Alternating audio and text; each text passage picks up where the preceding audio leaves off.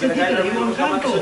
Ilang saglit pa, bumalik ang sospek at kinausap ang nakamotorsiklo habang pasimpleng lumilinga-linga sa apat na estudyante. Nang makatsyempo, nilapitan nito ang mga estudyante. Dito na naganap ang panunulak at pagkuha sa cellphone. Mabilis mang nakaalis ang sospek at kasabot pala niyang motorcycle rider na nakahan naman ang motorsiklo ng isa sa mga estudyante.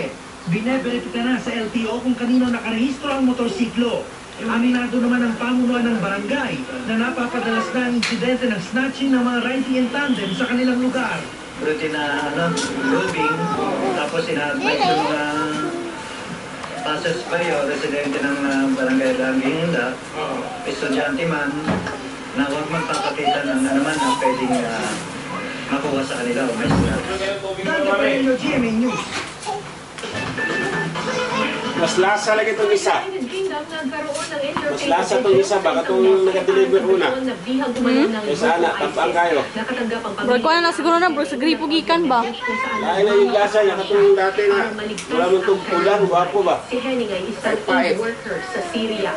Bahagi siya ng konvoy na nagdadala Dili gani, mas guwapo itong tahan. sa hospital doon noong Disyembre. Kasi ko nila gibanlawan ba, gidiretsura nila.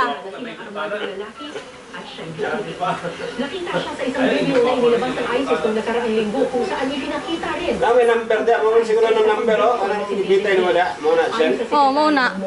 Dito mga gikuha sa galon. Kaya siguro mo ito o. Sa front name mo. Ang number da. Umaasa ang mga nagdarasal para sa paglaya ni Henning.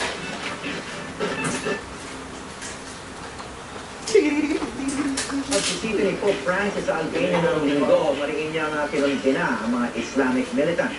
Ayon sa Santo Papa, hindi dapat ituring ninuman na kasangga nila ang Diyos habang gumagawa ng karahasan sa kapwa.